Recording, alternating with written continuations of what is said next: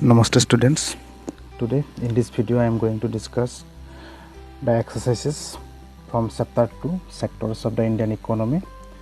So here first see, fill in the blanks using the correct option given in the brackets. So see, first question, employment in the service sector does increase to the same extent as production, has or has not. So answer will be given has not. So in this way all the question answer is given here, you can see. Now see the next question, choose the most appropriate answer. So here the sectors are classified into public and private sector on the basis of, so 4 option is given. The correct answer will be the third number, ownership of enterprise. Why it is correct answer? The explanation is given. In public sector, ownership is with the government, and private sector ownership is the hands of private individual. After that, next question, production of a commodity mostly through the natural process is an activity dash sector. So answer will be the primary. Why it is primary? Explanation is given. Primary sectors forms a base for all the products we subsequently make, and we take the raw materials from natural resources. So in this way, see the next question number C. So what is the answer? Answer will be the all final goods and services. Explanation is given. Next question, in GDP, in terms of GDP, the share of tertiary sector in 2010 to 11 is this. So here answer is given between 50% to 60%. Explanation also given. So now see the next question number 3. Question number 3C, match the following. So here, unirrigated land, low prices of crops, debt burden, no job in the off season, compelled to sell their grains to the local traders soon after harvest. So in this point, what will be the matching point? So answer is given. See the answer. This is the answer.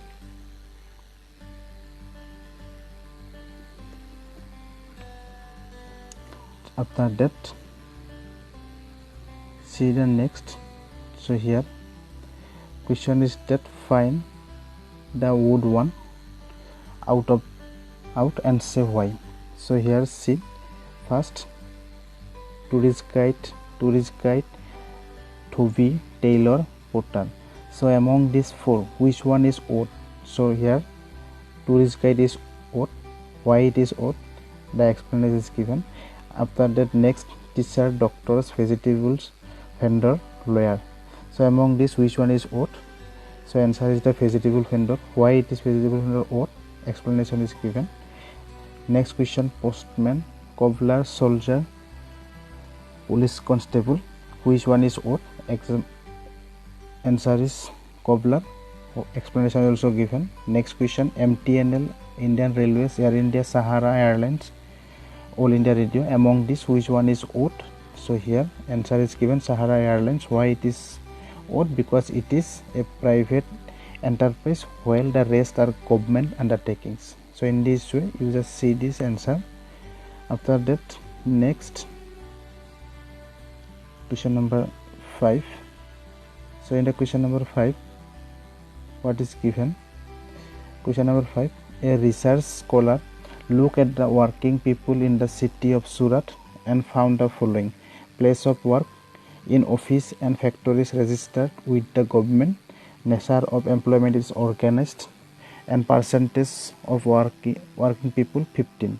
So here point is given, but we have to complete the table. Here no point, here no point, here no point. We have to complete this. So what will be the answer? So answer is given.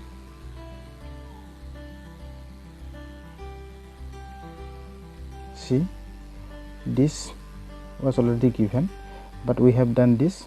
One shop office clinics in marketplaces with a formal license, so it will be the organized. Next, people working on the street, construction workers, domestic workers, so it will be the organized. Next, working in small workshop, usually not registered with the government, so it will be unorganized. So here also it was blank in question, so it will be the 50, because here percentage of working is given. That is why in 100% 50%, 15% is this first, second is 15%, third is 20%, the left is 50%. That is why after this, see next see the percentage of workers in the unorganized sector in the city is 70%. Means unorganized sector, how many people are working? This 20 plus 50, it is 70. We find many organized sector enterprise in the unorganized sector because they want to evade taxes and refuse to follow the laws protection the laborers. So after that, next see question number 6.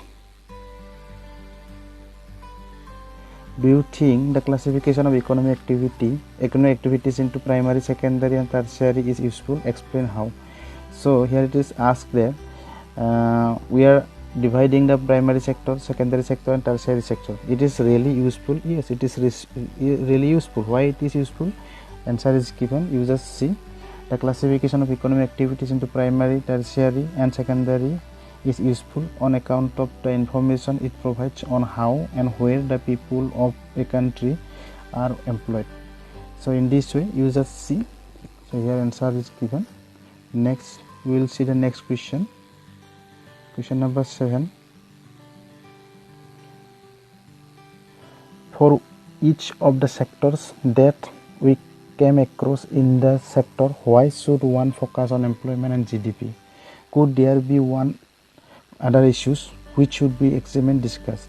So here it is asking that for each sector, in a sector, why should one focus on employment and GDP? So why we are focusing or giving in GDP or employment? Because for each of, answer is given, for each of the sector that we came across in the sector, one should focus on employment and GDP because this determine the size of the country's economy and the condition of the economy, because GDP and employment condition reflect the economic condition of a country. So without knowing the GDP and employment condition of a country, we cannot say that country is developed, developing or underdeveloped and what is going on. So that is why it is important to focus on employment and GDP. So you just see this whole answer here it is given. So next question, question number 8. So here it is asking that make a long list of all kinds of work that you find adults around you doing for a living. In what way you can you classify them? Explain your choice. So here some example is given, which is tertiary sector, which is primary sector, which is secondary sector. Here it is given. Here work, name of the work is given. Here names of activities given, and again we have divided into organized and unorganized. So what is organized sector, what is unorganized sector, we have already discussed. You just see this. After that, next question, how is tertiary sector different from other sector? Illustrate with few example. Because we have already got that according to nature of activity, the activities are divided into 3, primary sector, secondary sector and tertiary sector. So how tertiary sector is different from the primary and secondary sector, we have to explain with example. So it is given, you just see it. Next, question number 10. So what do you understand by disguised unemployment? Explain with an example each from the urban and rural areas. So here what is disguised unemployment? So we have already discussed in the chapter also, here also given, and again we have to explain with example from rural and urban area. Disguised unemployment in rural area where I have seen, and urban where we can see. So example is already given, you just see it. Next, question number 11. So here you have asked to write distinguish between open unemployment and disguised unemployment. What is open unemployment and disguised unemployment? it is given, you just see it. Again, next question number 12. Question number 12, tertiary sector is not playing any significant role in the development of the Indian economy. Do you agree? Give reason in support of your answer. Here it is said that tertiary sector is not playing any significant role, but we have discussed in the chapter that nowadays in modern economy the importance of tertiary sector is rising day by day. So and again we have already discussed that most of the people are engaged in primary sector. So in this situation, it's really significant role of tertiary sector in the economy. Yes, here it is said that no, we do not agree with the statement that tertiary sector is not playing any significant role in the development of the Indian economy. Over the last 4 decades, tertiary sector has emerged as the largest producing sector. So that is why when you will read this, then you will understand why it is important. Next question number 13, service sector in India employs 2 different kinds of people. Who are these? So the service sector in India employs the following 2 different kind of people. They are, what are the 2 different kinds? You just see it. Next question number 14. So in the question number 14, it is asking about workers are exploited in unorganized sector. Do you agree with this view? Give reason in support of your answer. So we have already discussed what is organized sector and unorganized sector. So why in organized sector workers are exploited? So if you agree with this, then what are the answer? So answer is given, you just see it. Next question number 15. What are the activities in the economy classified on the basis of employment condition? So on the condition of employment, we have divided or classified the sectors of economy into organized and unorganized sector. What is organized sector and unorganized sector? Tag with example and definition is given here, you just see it. Next question number 16. Compare the employment condition prevailing in the organized and unorganized sector. You just see it. The employment condition prevailing in the organized and unorganized sector are vastly different. What are different? You just see it. Next question number 17. Question number 17, it is said that explain the objective of implementing the NREGA. Now it is known as the MGNREGA. So you just see it. It is very important. What are the features or objective of the NREGA or MGNREGA scheme? After that, next question. So using example from your area, compare and contrast the activities and functions of private and public sector. So here name of work is given, nature of activity also given, and sector from which sector it belongs to, it is public or private. So here classification is given and some example is given, you just see it, you will understand. Next question number 19. So in the question number 19, it is asking that discuss and fill the following table giving one example each from your area. So here well managed organization and badly managed organization.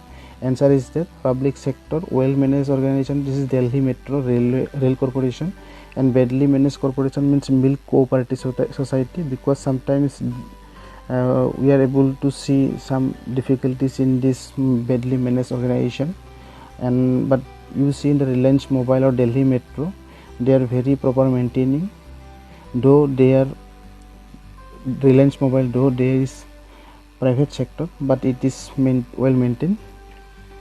You just see it. Next question number 20. Give a few examples of public sector activities and explain why the government has taken them up. So here it is asking that why asking to give some example of public sector and why the government taken them up. A few example of public sector activities are provision of water, electricity, and some modes of transport, especially railway, because you see the railway is the most important or big public sector which is seen in all over the world, because you see If railway sector go to the private, then the fare of the transportation or communication, it will be high. But we see most of the people, they are traveling by train. So if the cost of their ticket will increase, then it will be definitely create a problem. That is why government sector, some government sector, they are taken up with them and they never give to the private sector, because private sector will impose more taxes and other cost also. That is why it is taken by or run by the public sector. Next question is, explain how public sector contributes to the economic development of nation. So what are the contribution of the public sector to the development of economic? So here point is given, you just see it. These are the point. After that, question number 22. So here you just see it. And question number 22, see, the workers in the unorganized sector need protection on the following issues: waste, safety and health. Explain the example. You see, according to classification, we have got organized and unorganized sector, but in organized sector, why the following issues need to protect? Why? Here answer is given, you just see it. Next, question number 23. Here it is said that a study of Ahmedabad found that out of 15 lakh workers in the city, 11 lakh work in the unorganized sector. The total income of the city in this year, mean 1997 to 1998, was 60,000 million. Out of this, rupees 32,000 million was generated in the organized sector. Present this data as a table. What kind of ways should be thought of for generating more employment in the city? So based on this data, we have made this following table, and this table what clear us, what conveys, see this, it is clear that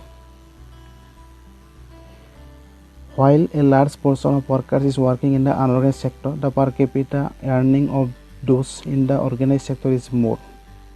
The government should encourage the entrepreneur in the unorganized sector to send them into the organized sector.